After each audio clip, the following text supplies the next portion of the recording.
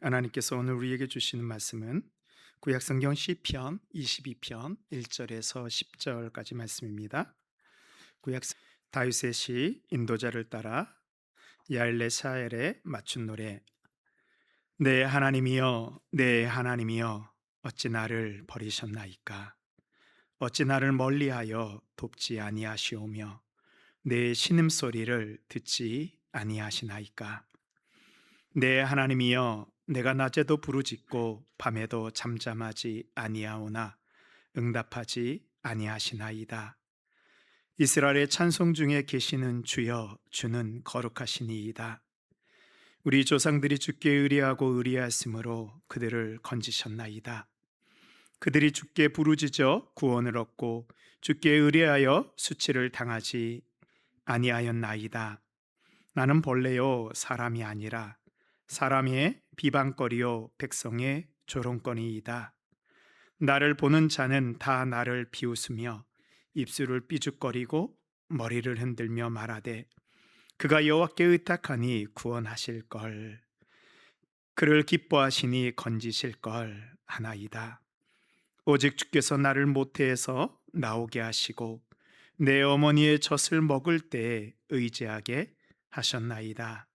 내가 날 때부터 주께 맡긴 바 되었고 모태에서 나올 때부터 주는 나의 하나님이 되셨나이다. 아멘. 이것은 하나님의 말씀입니다. 우리가 함께 나눌 말씀의 제목이 혹시 무엇인지 주보에서 보셨나요? 예, 새벽 사슴입니다. 아마 본문을 읽으시면서 새벽 사슴이란 단어를 아마 여러분들이 한참을 찾으셨을 것입니다.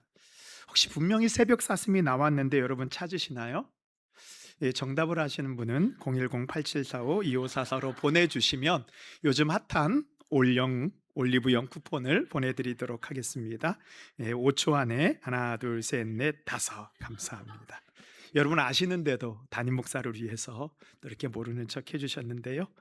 우리가 시편을 보면요, 시에 대해서 이것이 어떤 시인지 설명해 주는 부분이 있습니다. 그것을 우리가 표제어라고 하죠.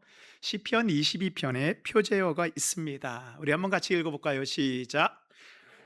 시 인도자를 따라 야엘레 샤알에 맞춘 노래.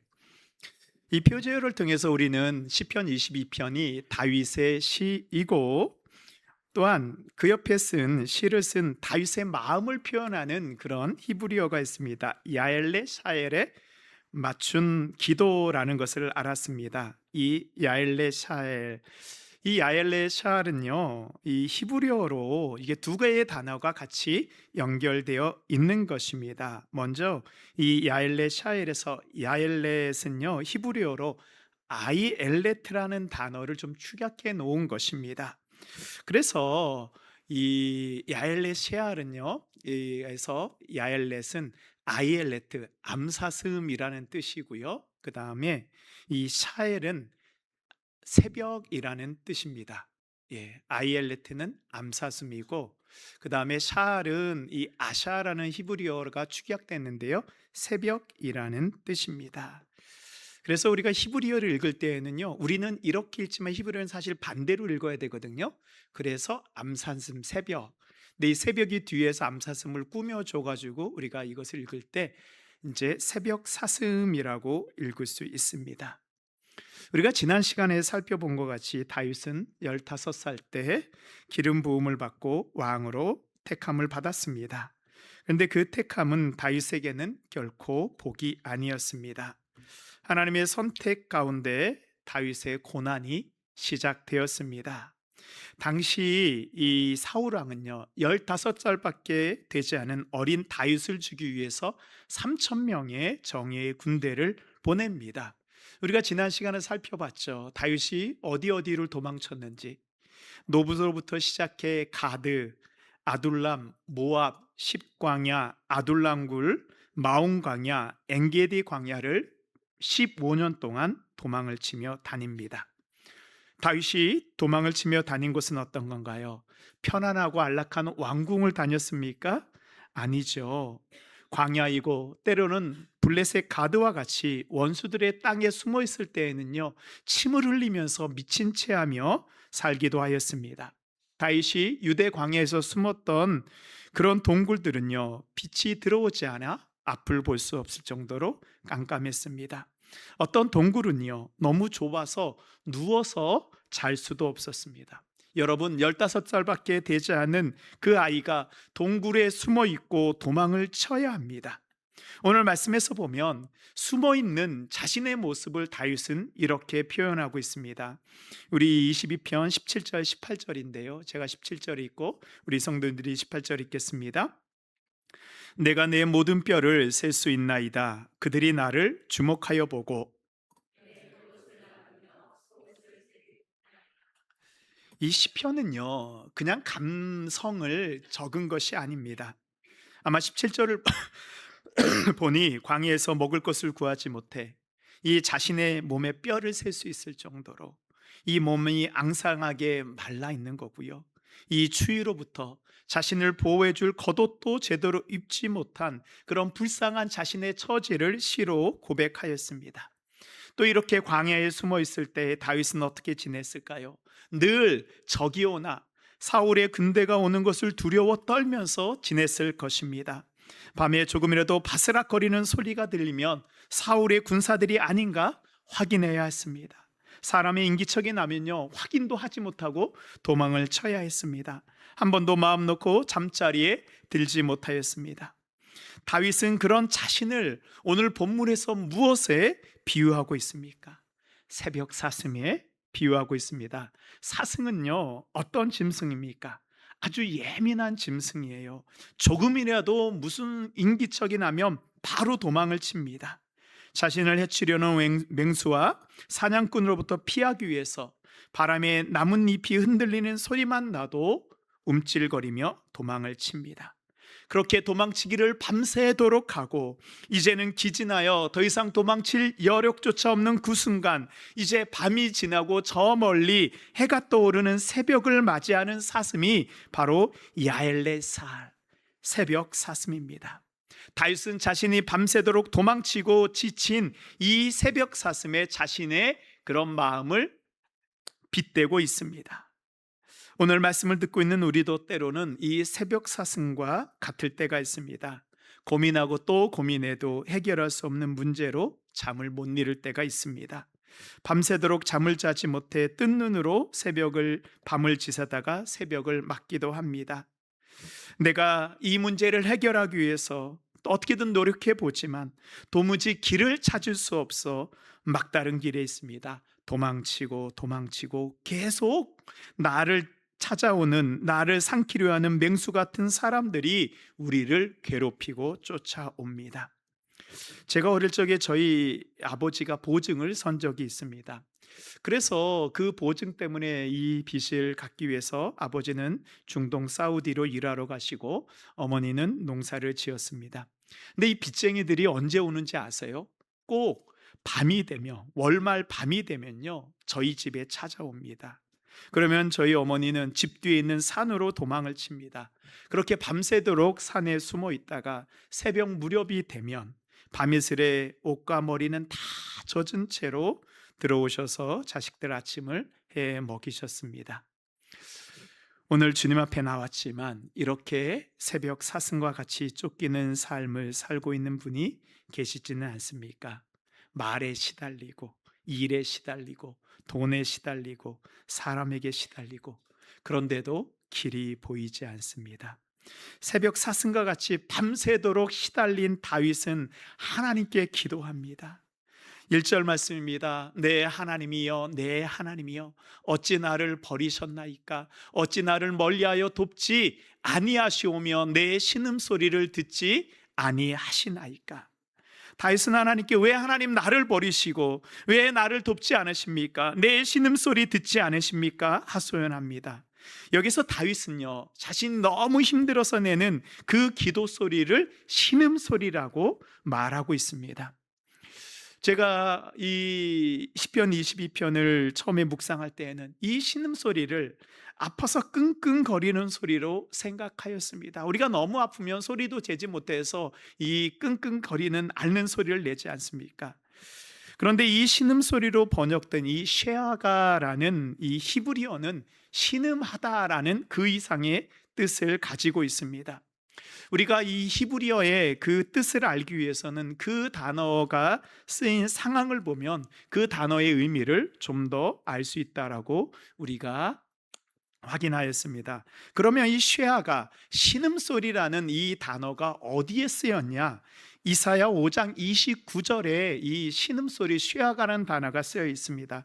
한번 여러분들 찾아보시기 바랍니다. 어느 단어가 신음소리인가? 그들의 부르짖음은 암사자 같을 것이요 그들의 소리 지름은 어린 사자들과 같을 것이라. 그들이 부르짖으며 먹이를 움켜 가져가 보려도 건질 자가 없으리로다. 아멘. 이 이사야 5장 29절에서 분명히 신음소리라는 단어가 나와요. 이 말씀에서 암사자가 먹이를 구하여 부르짖는 그 소리가 바로 쉐아가예요. 암사자가 어린 새끼 사자들의 먹을 것을 구하기 위해서 달려가면서 부르짖는 소리입니다. 지금 다윗은요, 조용히 신음소리를 내는 것이 아니고요, 사자가 먹이를 구하기 위해서 포효하는 것 같이 하나님께 소리치며 기도하고 있습니다. 하나님, 왜 이렇게 부르짖으며, 하나님, 내가 하나님을 찾는데 하나님 어디에 계십니까? 2절에 보면요, 내 하나님이여, 내가 낮에도 부르짖고 밤에도 잠잠하지 아니하오나 응답하지 아니하시나이다. 하나님께 나를 구원해 달라고 낮에도 부르짖고 밤에도 잠잠하지 않고 부르짖는데 하나님이 어때요? 응답하지 않습니다. 다윗에게 제일 힘든 것은 어떤 것이었을까요? 다윗이 고난이었을까요? 숨는 것이 아닐까요? 오늘 다윗의 시편을 보면요, 다윗에게 제일 힘든 것은 고난 자체가 아니고요, 하나님께서 자신의 이 부르짖음에 아무런 응답이 없는 것입니다. 하나님의 침묵이 다윗을 제일 힘들게 했습니다. 그렇죠, 사람들이 사는데 문제가 없을 수는 없습니다. 우리도 어느 정도는 인정해요. 신앙생활에 고난이 없을 수는 없어요. 이 정도는 그래도 우리들이 다 상식적으로 알고 있습니다. 그런데 문제보다 고난보다 더 힘든 것이 있습니다. 우리가 아무리 하나님 앞에 기도했는데요, 하나님이 대답이 없는 거예요. 응답이 없는 것입니다. 하나님의 침묵입니다. 저도 기도하면서 제일 힘든 것이, 기도하는데 하나님이 아무런 응답이 없는 거예요. 변화도 없고 응답하시지 않고 하나님이 계시지 않는 것처럼 느끼는 것입니다. 아니, 어떨 때는 차라리 하나님 아니라고 그냥 딱 잘라서 말씀해 주시면 저도 포기하고 더 이상 기도하지 않을 텐데 하나님 앞에 하소연하기도 합니다. 그래도 하나님은 아무런 대답도 해주지 않습니다. 이 다윗의 심정이요, 여러분들 이렇게 남편하고 아이들하고 이야기할 때 언제 제일 답답하세요? 내가 막 이야기를 했는데 남편이 대답하지 않는 거예요. 그냥 모른 채 멍하니 다른 데를 쳐다보는 것입니다. 아이들에게 내가 얘기를 하는데 아이들이 어때요? 핸드폰 쳐다보고 있는 거예요. 그때가 제일 힘들잖아요. 남편들이, 자녀들이 나를 무시하는 것 같아서 내 자존심이 상하고 억울한 마음이 듭니다. 이것이 바로 다윗의 심정이에요. 다윗은요, 이 마음을 가지고 하나님 앞에 나와서 부르짖습니다. 오늘 제가 시편 22편이 너무 길어서 30절까지 있어서 다 읽지 못했는데 한번 집에 가셨어요. 이 시편 22편의 그 1절부터 마지막 절까지 한 절 한 절 다 읽어보시기 바랍니다. 다시 뭐라고 하나님 앞에 기도하나요? 6절 7절 말씀에 보면, 나는 본래요 사람이 아니라 사람의 비방거리요 백성의 조롱거리이니다. 나를 보는 자는 다 나를 비웃으며 입술을 삐죽거리고 머리를 흔들며 말하되. 이거 우리가 다른 사람한테 무시당할 때의 그런 똑같은 모습이잖아요. 다윗은 자신을 뭐에 비유하고 있습니까? 벌레예요. 나를 보는 사람들이 나를 비웃어요. 22편에 보면 다윗이 느끼는 그 억울한 심정을 계속해서 이야기하고 있습니다. 예, 뭐 하나님 왜 나를 이렇게 하십니까? 사람들이 나를 이렇게 합니다. 근데 제가요 22편을 말씀을 묵상하다가 깨달은 것이 있어요. 다윗은 이렇게 힘든데도 계속 하나님 앞에 얘기하고 있어요. 다윗의 하소연이요 끊기지 않어요. 끊기질 않습니다. 꼭 이렇게 얘기하는 것 같아요. 하나님 아시지요? 하나님이 모태에서부터 저를 먹이셨고 내가 엄마 젖을 먹을 때에도 내가 하나님을 의지한 것 하나님 아시지요. 그때부터 지금까지 주는 나의 하나님 되어 주셨습니다. 다윗은 그렇게 하나님을 엄마처럼 생각하면서 끝까지 하나님 앞을 떠나지 않고 있습니다. 그렇게 마지막 절까지 하나님이 자신에게 말씀하실 때까지, 만나 주실 때까지 그 자리를 떠나지 않습니다. 다윗은 끝까지 하나님을 신뢰했습니다. 나의 주인 되신 하나님께서 결코 나를 버리지 아니하실 것을 신뢰하였습니다. 이 히브리서에 보면 이렇게 이 히브리서 기자가 고백하고 있잖아요. 하나님이 어떤 분이신지, 내가 결코 너희를 버리지 아니하고 우리를 떠나지 아니하신다라고 약속하셨습니다. 이런 다윗을 보면서 하나님은 어떤 마음이 드셨을까요? 하나님께서 다윗을 그냥 두셨을까요? 아니죠. 하나님은 다윗과 하신 약속을 기억하시고 그의 인생을, 다윗의 인생을 책임져 주십니다. 우리가 하나님께 부르짖는 것은요, 그냥 신음소리 정도 내고 시간 되면 하나님 앞에 나와서 기도하는 그 정도로는 되지 않습니다. 그 자리를 떠나지 않고 지키는 것입니다. 부르짖는 것입니다. 우리의 모습을 보고요, 하나님께서 그래 내가 너의 하나님 되어주겠다라고 응답하실 때까지 그 자리를 지키는 것입니다. 저도 목사예요. 기도 응답이 쉬울까요?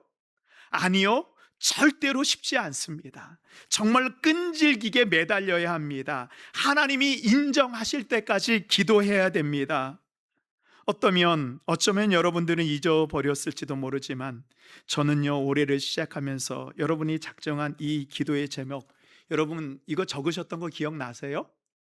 몇몇 분들은 내가 냈는지 안 냈는지도. 저는 여러분들이 이 작정한 기도 제목을요, 새벽마다 붙잡고 기도하고 있어요. 왜요? 하나님이 우리의 기도 들어주실 것을 신뢰하기 때문이에요. 2023년의 기도 제목, 2024년의 기도 제목, 2025년의 기도 제목, 2026년의 기도 제목을 계속 붙잡고 기도하고 있습니다. 하나님이 응답하실 때까지요. 그렇게 다윗이 부르짖다가 이제 깨닫게 됩니다. 하나님이 나에게 지금 응답해 주지 않는 것 같은데 내가 하나님 어디 계신 줄 알아. 저도 목회를 하다 보면 여기저기 도움을 받을 때가 있어요. 그러다가 여기저기 연락을 합니다. 도와줄 사람, 도와줄 곳이 어딘지 알게 됩니다. 그 사람이 어딘 줄 알게 되면 너무 기뻐요. 다윗이 마찬가지예요. 그렇게 울부짖다가 하나님이 대답하지 않으시는데 맞아, 우리 하나님 여기 계시지, 내가 하나님이 어디 계신지 알아. 하나님 어디 계십니까? 3절 말씀에 보면 이스라엘의 찬송 중에 계시는 주여, 주는 거룩하시니이다. 우리 조상들이 주께 의뢰하고 의뢰하였으므로 그들을 건지셨나이다. 하나님은 찬송 가운데 계시는 분입니다. 지금까지 믿음의 조상들의 찬송 가운데, 믿음의 조상들이 찬송 가운데 하나님께 의뢰하고 부르짖었을 때 하나님이 건져주신 것 같이 우리 하나님은 찬송 중에 계시는구나. 찬송 중에 계시다는 것은 바로 예배 가운데 계시다는 것입니다. 우리 하나님은 예배 가운데 계시는 거예요. 우리는 예배 가운데 하나님을 만나게 됩니다. 예배는요, 단순히 찬양하고 말씀을 듣는 정도가 아니에요. 예배는 하나님을 높이고 하나님의 위대하심을 내가 고백하고 하나님이 지금까지 하신 일과 나를 위해서 하신 일과 앞으로서 나를 위해서 하실 그 놀라운 일을 내가 믿음으로 붙잡는 시간, 믿음으로 선포하는 시간이 바로 예배입니다. 하나님, 정말로 당신은 대단하신 분입니다. 우리가 6월 첫째 주에 시편 1편의 말씀을 통해서 여호와의 율법을 주야로 묵상하는도다 라고 할 때 그 묵상에는 단어가 히브리어로 하가라 그랬잖아요. 그 사자가 자신의 먹이를 빼앗기지 않으려고 움켜쥐는 것이 바로 하가예요. 내가 이거 빼앗기지 않을 거야. 그리고 사자가 자신의 먹이를 구하기 위해서 으르렁거리는 것 같은, 우리 아까 살펴본 이 부르짖음 쉐아나가 바로 예배 가운데 있는 것입니다. 이 예배는요, 부르짖음 쉐아나와 말씀을 붙잡는 이 하가가요 함께 있어야 되는 거예요. 하나님, 지금 나에게 있는 이 고난의 문제, 내가 해결할 수 없는 이것을 하나님 어떻게 해결할 수 있습니까? 부르짖으며 하나님의 말씀을 붙잡기 위해서 온 힘을 다하는 것, 그거 예배예요. 예배자에게 있어야 할 것이 이것입니다. 근데 이것이 없잖아요. 부르짖지 않아도, 말씀을 붙잡지 못한, 말씀을 잡지 못해도 내게 간절함이 없잖아요. 그럼 이게 예배자가 아닌 거예요. 얼마 전에 제가 학생 시절 선교단체에서 같이 훈련받았던 한 후배가 찾아왔습니다. 한 10년 만에 본 것 같아요. 그 후배가 자신의 삶을 이야기하면서, 제가 요즘 하나님과의 관계가 예전 같지 않습니다. 하나님과의 그 친밀함이 사라졌습니다. 라고 하면서 자신의 신앙 생활을 이야기하는 것입니다. 그 후배는요, 구역 모임, 우리로 치면 목장 모임도 잘 참석합니다. 수요 기도회, 금요 기도회에도 참석합니다. 또 믿지 않는 사람들도 전도하고 있습니다. 아니, 예배 잘 드리고요, 목장님 잘하고 전도하고, 이 정도면 신앙생활 잘하는 것 아닌가요? 근데 이야기하는 가운데 이런 이야기를 하는 것입니다. 자기가 얼마 전에 이제 전도한 사람과 함께 예배를 드리는데, 자신은 졸았는데도 그 사람이 너무 예배를 잘 드리는 거예요 라고 말하는 것입니다. 그래서 그 후배는요, 자신인 주일 예배가 시작되고 이제 목사님의 말씀이 시작되면 그 앞에 한 3분의 1 정도 듣다가 졸아버린다라는 거예요. 벌써 오래전부터 자신이 그렇게 되었다고 말하는 것입니다. 그 후배는요, 이 대학 시절부터 열심도 있었어요. 하나님과의 깊은 영적인 교제도 있었습니다. 그런데 어느 순간 예배 시간에 사자가 먹이를 붙잡기 위해서 부르짖고 움켜잡는 것이 사라져 버렸습니다. 문제는 자신이 졸고 있는데 그것이 문제인지도 모르는 것입니다. 하나님을 붙잡지 않으니 다른 것을 아무리 해도 하나님과의 관계가 회복되지 않는 것입니다. 하나님과의 친밀함이 회복되지 않아요. 여러분, 예배 시간에 내가 졸고 있다는 것을 알면 여러분은 어떻게 하십니까? 그렇죠. 저도 이해합니다. 너무 피곤하면요, 내 의지와 상관없이 잠깐 졸 수 있습니다. 그런데요, 내가 예배 시간, 특별히 말씀 시간에 졸고 있다면, 이것이 습관이 되어서 말씀만 시작하면 내가 눈을 감아버리고 있다면, 그 사람은 먹이를 잡지 못하는 힘을 잃어버린 사자와 같은 것입니다. 교회 온다고 하나님 만나는 것 아닙니다. 말씀을 듣기 위해서요, 내가 할 수 있는 것을 온 힘을 다해야 돼요. 졸리면요, 다리를 꼬집어야 돼요. 목사인 저도 졸리잖아요. 그래서 죄송한데 제가 강대상 올라오기 전에 커피를 2잔, 3잔 마시는 날도 있어요. 새벽 기도하고 또 말씀 준비하고 피곤하면 저도 인간이잖아요. 그래서요, 커피 1잔 마시고 또 올라오기 전에 1잔 또 마시고, 너무 피곤하면 여기다 1잔 놓고 목사가 커피 3잔 마시면서 예배 드리려고 노력합니다. 여러분, 말씀은요, 간절함이 없으면 그 말씀이 내게 되지 않아요. 잠이 오면 그것을 쫓으려고 해야 되는데, 말씀을 들으려는 간절함이 있어야 되는데, 잠이 오면 차라리 뒤에 가서 서서라도 내가 졸더라도 하나님 말씀 붙잡겠습니다. 그것이 있어야 되는데요. 여러분, 지난 시간에 예배 시간에 어떻게 말씀을 들으셨습니까? 혹시 그냥 졸지는 않으셨습니까? 영적으로 이미요, 사탄의 먹잇감이 되어버렸습니다. 그런 사람은요, 사탄이 무슨 짓을 해도 다 넘어져 버려요. 사탄의 놀이객감이 되어버렸습니까? 무슨 힘이 있어요? 무슨 능력이 나옵니까? 말씀이 없는 삶에서는요, 하나님의 인도하심을 받을 수 없어요. 그래서 정말로요, 돌아보세요. 내가 혹시 예배 시간에 정말로 피곤해서 깜빡 조는 그거는 어쩔 수 없어요. 그러나 내가 그렇지도 않은데 말씀을 제대로 듣고 있나? 내가 습관적으로 말씀을 졸고 있지는 않나? 말씀이 없는 삶은요, 하나님이 인도하심이 없습니다. 또한 여러 가지 교회 일로 봉사하신 분들도 사실 이와 비슷합니다. 교회에서 아침부터 봉사한다고 또 이렇게 일하다 보면요, 예배 시간에 마음이 분주합니다. 봉사한다고 예배를 제대로 드리지 못한다면 나의 예배를 돌아보셔야 해요. 봉사와 예배는 다릅니다. 봉사는 하나님이 나에게 주신, 예배에 주신 은혜에 감사하고 감격해서 나를 드리는 거예요. 봉사가 예배를 대체할 수는 없습니다. 아무리 봉사를 많이 한다 그래도 예배 시간에 하나님의 말씀을 대대로 듣지 못한다면 그 봉사의 자리는 은혜의 자리가 될 수 없습니다. 말씀의 능력을 받지 못하면 봉사하는 힘도요 사라져요. 말씀의 능력 없이 봉사하게 되면 넘어집니다. 그러기에 봉사를 위해서는 온전한 예배가 먼저 있어야 됩니다. 어떨 때는요, 내가 막 봉사하고 싶은데 참아야 돼요. 예배에서 은혜 받고 봉사해야지 그 자리가 은혜의 자리가 되는 것입니다. 저도 목회하면서 가끔씩 실수하는 것이 있어요. 어떤 성도님이 오셨는데 너무 좋은 재능을 가지고 있어요. 과거에 봉사도 잘하셨던 분이에요. 저도 모르게 그분들에게 빨리 봉사의 자리를 맡기게 됩니다. 그러다가 저의 조급함으로 그 봉사다가 시험에 드는 경우를 저는 많이 봤습니다. 그래서 우리 교회는요, 새 가족이 오시면 1년 동안은 봉사를 하지 않습니다. 섬김의 자리에 나오지 않습니다. 적어도 1년 정도가 지나면 그때부터 섬김을 하게 됩니다. 그 이유가 있어요. 여러분들, 이정교회에서 우리 교회로 오신 이유가 무엇입니까? 봉사하지 못해서 우리 교회에 오신 분들 한 분도 안 계세요. 대부분 예정교회에서 더 많이 봉사하셨습니다. 봉사 때문에 교회 오신 게 아니잖아요. 하나님을 먼저 만나야 됩니다. 먼저 예배에서 은혜를 받고 믿음의 뿌리를 내린 다음에 섬김의 자리로 나가야지 신앙이 성장하게 되고요, 그 자리에서 섬김의 열매를 맺게 되는 것입니다. 이것이 바로 하나님이 원하시는 그 예배의 모습이에요.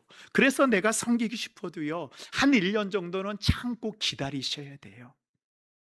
이것이 바로 우리가 하나님 앞에 온전히 서기 위한 우리의 노력이에요. 이제 다윗은 찬양과 예배 가운데 하나님을 만나게 됩니다. 그러니까요, 달라지게 됩니다. 그에게 닥쳐오는 모든 고난이 자신을 아무리 애워싸고 힘들게 해도 이제 다윗은요, 그것에 휘둘리지 않습니다. 다윗의 말투가 어투가 달라집니다. 무엇이 다윗을 변화시켰을까요? 시편 22편 22절에 보면요, 이 다윗이 말하는 그 기도의 어투가요 180도 전환됩니다. 우리 22절 우리 함께 읽도록 하겠습니다. 시작. 내가 주의 이름을 형제에게 선포하고 회중 가운데에서 주를 찬송하리이다. 아멘. 그 전까지 다윗이 뭐라고 말한지 아세요? 하나님, 나를 멀리하지 말아주세요. 환난이 가까이 있는데 왜 나를 도와줄 사람 없습니까? 사자 입에서 나를 구해 주십시오. 들소의 뿔에서 나를 구원해 주십시오 라고 탄식했는데요, 찬양과 예배 가운데 하나님 만나게 되자 22절부터 하나님의 이름을 선포하고 찬양하는 자가 됩니다. 이 21절부터 31절까지 그 뒷부분은요, 1절부터 22절까지 21절과 내용과 달라지게 됩니다. 22절부터 31절까지 하나님을 높이는 찬양, 경배, 그런 단어가요 10개나 나오고 있습니다. 27절 말씀 우리 함께 읽겠습니다. 시작. 땅의 모든 끝이 여호와를 기억하고 돌아오며 모든 나라의 모든 족속이 주의 앞에 예배하리니. 아멘. 다윗이요, 21절까지는 절대로 이게 보이지 않았어요. 자신의 고난과 문제만 보였습니다. 다윗이 완전히 달라졌어요. 그동안은 자신을 잡으려는 사울의 군대, 광야, 황무지와 같은 비참한 상황밖에 보이지 않았습니다. 그러나 하나님께 예배하는 순간 다윗이 시선이 달라집니다. 땅의 모든 끝이 보이게 되는 거예요. 그동안 눈앞의 것만 보였는데 이제는 어디예요? 저 멀리 하나님이 보여주시는 것들이 보이기 시작합니다. 아무리 찾아도 보이지 않던 곳이, 보이지 않던 길이 보입니다. 지금 다윗은 어디에서 예배하고 있다라고 말씀하고 있습니까? 이 시편 63편도 이 22편과 같은 상황이에요. 시편 63편 2절 말씀 우리 함께 읽도록 하겠습니다. 시작. 내가 주의 권능과 성소에서 주를 바라보나이다. 아멘. 다윗은요, 그 하나님의 영광과 권능을 보면서 내가 성소에서 주님을 바라보고 있습니다, 하나님 바라보고 예배하고 있습니다 라고 고백했는데, 시편 63편 표제어를 보세요. 그 표제어에 다윗이 어디 있는지 나와 있습니다. 표제어 보실까요? 다윗이 유다 광야에 있을 때, 지금 다윗이 어디에 있다고요? 유다 광야에 있습니다. 물이 없고 마르고 황폐한 유다 광야예요. 다윗은 깨달았어요. 광야라고 할지라도, 동굴이라고 할지라도, 황무지라고 할지라도 두려움과 역경 속에서 하나님을 예비하는 그 순간, 하나님을 예비하는 그 장소는 거룩한 성소가 되는 것입니다. 우리가 하나님께 예배하고 하나님을 만나게 되면 우리가 분명히 달라지는 것이 있습니다. 지금까지 나를 어렵게 하고 힘들게 했던 사람들, 이 문제, 고난만이 보였는데요, 이제는 나를 도우시는 하나님이 보이시는 거예요. 나를 인도하시는 주의 지팡이와 막대기가 보이는 것입니다. 사망의 음침한 골짜기를 지나는데 거기에서 하나님이 예비해 놓으신 그 생명의 길이 보입니다. 우리가 가장 좋아하는 시편이 시편 23편이잖아요. 여호와는 나의 목자시니 내가 부족함이 없으리더. 이 시편이요, 다윗이 광야에서 하나님을 바라봤을 때 쓴 시편이에요. 우리가 하나님을 부를 때 우리 하나님 뭐라고 부르지요? 이 창세기에서는 이 하나님을 엘샤다이, 전능하신 하나님이라고 부릅니다. 전능하신 하나님을 우리 어떤 분들은 능력이 많은 하나님 정도로 생각합니다. 근데 이 전능하다는 것과요, 능력이 많다라는 것은 완전히 본질적으로 다른 말이에요. 능력이 많다라는 것은요, 할 수 있는 그런 일이 많은, 유능하다라는 의미가 더 많습니다. 근데 전능하신 하나님과 유능하신 하나님이 차이가 무엇입니까? 우리가 신앙생활을 하지만 우리 하나님을요, 그냥 유능하신 하나님으로 여깁니다. 하나님이 이 정도 문제, 저런 문제는 해결하실 수 있는 분이야, 그래 유능한 분 정도야 라고 생각하지요. 근데 유능한 사람은요, 아무리 자기가 유능해도 할 수 없는 일들이 있어요. 왜? 유능하다는 것은 그 일을 잘할 수 있는 것이지 그 모든 일을 할 수 있다는 것이 아닙니다. 하나님, 이거는 안 됩니다. 하나님, 우리 가정은 안 돼요. 내 남편 안 됩니다. 이 사람 안 됩니다. 이거 안 됩니다. 이 문제 해결할 수 없습니다. 하나님 오셔도 안 됩니다. 성경에 하나님이 오셔서 안 된다고 기록된 것이, 그런 구절이 어디에 있습니까? 누가 안 된다고 합니까? 우리 하나님은요, 유능하신 정도가 아니고요, 전능하신 하나님이다. 이 전능은요, 완전히 끝난 곳에서 새로운 일을 시작하는 것입니다. 전능하신 하나님은요, 아무것도 없는 곳에서 새 일을 행하시는 분이에요. 그래서 이사야 49장 19절에 보면, 보라 내가 새 일을 행하리니 이제 나타낼 것이라. 너희가 그것을 알지 못하겠느냐? 반드시 내가 광야의 길을, 사막에 강을 내리니. 유능한 사람도요, 광야의 길을 못 내고요, 사막의 강을 내지 못합니다. 그러나 길이 없는 곳에 길을 내시고 물이 없는 곳에 강을 내시는 분, 전능하신 하나님이에요. 하나님 예배 가운데, 다윗은 예배 가운데 이 전능하신 하나님을 만났습니다. 사람들이요, 자기 인생의 앞을 얼마나 내다볼 수 있을까요? 사람들이 만든 게임 가운데 가장 그 수가 다양한, 그 길이 여러 개인 그 게임이 바둑이에요. 그래서 이 컴퓨터 게임이 만들어질 때 제일 나중에 만들어지는 게 바둑 게임이잖아요. 이 바둑을 두는 사람 중에 이 프로 기사가 있잖아요. 이 프로 기사들은요, 보통 바둑을 둘 때 앞으로 자신과 상대방이 두는 수로의 한 10수 앞을 내다본다고 합니다. 그 정도를 봐야지 프로 기사가 될 수 있대요. 상대방이 이 자리에 바둑알을 두면 거기로부터 10수 앞을 예상해야 되는. 근데 보통 우리가 10수라고 할 때에는 앞으로 10개의 바둑돌을 생각하는데 이게 아니에요. 내가 바둑돌을 놓으면 상대방이 그 옆에 또 바둑돌을 놓잖아요. 그러면 내가 바둑돌을 놓을 수 있는 그 위치를 3개의 경우만 있다고 해도 그 경우의 수는 3의 10승 59,049개의 수가 있는 거예요. 즉 바둑 기사는요, 이 59,049가지의 수를 예상할 수 있어야지 적어도 내가 프로 기사야 라고 말할 수 있는 거예요. 그 가운데에서 누가 한 수 더 멀리 볼 수 있는가, 거기에 승패가 달려 있는 거예요. 내가 한 수 더 볼 수 있으면 내가 이기고요, 그가 나보다 한 수 더 먼저 보면 내가 지는 것입니다. 우리 하나님은 전능하신 하나님이잖아요. 하나님이 우리의 수를 어디까지 볼 수 있을까요? 시편 139편에 보면요, 이렇게 다윗이 고백하고 있습니다. 139편 17절입니다. 하나님이여, 주의 생각이 내게 어찌 그리 보배로운지요, 그 수가 어찌 그리 많은지요. 내가 세려고 할지라도 그 수가 모래보다 많도소이다. 내가 깰 때 여전히 주와 함께 있나이다. 내가 생각할 때에는 이 길이 여기밖에 없는 것 같은데 이 길이 막혀 있어요. 저기로 가도 막혀 있는 거예요. 앞에도 막혀 있고 뒤에도 막혀 있고 좌우 옆에도 다 막혀 있습니다. 이제는 나에게 더 이상 수가 없습니다. 그런데 전능하신 우리 하나님은요, 우리를 위한 생각이 어찌 그리 많은지요. 주님의 생각, 주님의 지혜, 주님이 우리 위해서 예비해 놓으신 그 수, 그 길이 셀 수가 없는 것입니다. 바다의 모래와 같은 많은 그 길을 예비하고 우리를 인도하시는 분이 전능하신 하나님입니다. 우리가 믿음을 들어 하늘을 보면요, 하나님이 우리를 위해서 예비해 놓으신 그 수가 보이는 것입니다. 길이 있어요. 다윗은 광야에서 하나님께서 자신의 길을 자신을 위해서 예비해 놓은 길이요, 하나가 아니고요, 수만 수천인 것을 보았습니다. 이 길이 막히면 하나님이 다윗을 저쪽으로 인도하시고요, 저곳이 막히면요, 하나님이 다윗을 이곳으로 인도하셨습니다.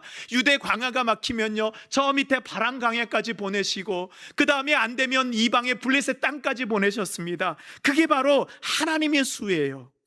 다윗은 가는 곳마다 하나님의 인도하심을 경험했습니다. 야엘레샬, 새벽 사슴이 밤새도록 지친 그 다윗의 모습이었는데요. 그런데 여기서 새벽 사슴이라고 할 때는 새벽은 어둠이 존재하는 시간인가요? 아니에요. 어둠이 끝이 나고 빛이 비치는 새로운 날을 의미합니다. 그래서 시편 22편에 다윗을 새벽 사슴에 비유한 것은요, 밤새도록 지쳐서 이제 포기하여서 맹수의 먹이가 되거나 사냥꾼에 잡히는 그런 사슴이 아니고요, 다시 일어서서요, 새날을 시작하는 그 사슴이 바로 새벽 사슴이에요. 그 새벽을 맞은 다윗이 이렇게 고백합니다. 시편 18편 33절의 다윗의 고백입니다. 우리 함께 고백하도록 하겠습니다. 나의 발을 암사슴 발 같게 하시며 나를 높은 곳에 세우시며. 아멘. 유대 광야는 험준한 바위산과 가파른 절벽들이 가득한 그런 이 석회 지형입니다. 그것에 사는 암사슴은요, 다른 사슴들과는 다른 특별한 능력을 지녔어요. 밤에는 도망을 쳤지만 이 아침이 되온 그 가파른 절벽을 추락하지 않고 무서운 속도로 뛰어다닐 수 있는 능력이 있습니다. 맹수가 추격하고 사냥꾼이 추격해도 그 민첩한 발로 금세 안전한 높은 바위로 올라갈 수 있습니다. 하나님께서는 다윗을 그 고난 속에서도, 그 위험 속에서도 실족하지 않고요, 다윗을 그 암사슴과 같이 그 능력을 주어서요, 그 길을 보여줘서 안전한 길로 인도하여 주셨습니다. 하나님께서는 우리를 이 새벽 사슴과 같이 인도해 주시는 분입니다.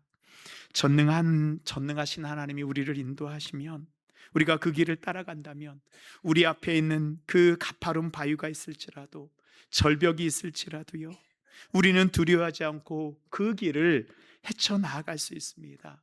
하나님께서 우리의 발을 암사슴과 같이 만들어 주셨어요. 그 하나님이 우리와 함께 하십니다.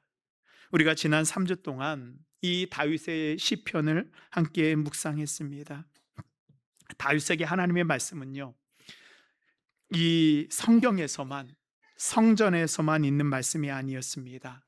다윗이 도망치는 삶의 현장 가운데 광야에서 하나님의 말씀은 다윗이 붙잡은 말씀이 되었습니다. 다윗이 도망치고 숨어 사는 비참한 순간에도 하나님께 부르짖으며 새벽을 기다렸습니다. 비파와 스구마 깰지어다, 내가 새벽을 깨우리로다. 부르짖으며 기도하였습니다. 하나님은 다윗의 발걸음을 인도하여 다윗과 약속을 신실하게 지키셨습니다. 사랑하는 성도 여러분, 다윗이 만난 전능하신 하나님은 나의 전능하신 하나님입니다. 우리는 길이 없을지라도, 수가 없을지라도 전능하신 하나님은 우리를 위해서 길을 예비하셨고요. 우리를 위해서 수를 준비하신 분입니다. 그 전능하신 하나님을 신뢰하며 우리가 하나님께 부르짖을 때 하나님은 끝까지 우리를 포기하지 않으시고 우리의 손을 붙잡으시고 우리를 인도하여 주실 것을 믿습니다. 아멘.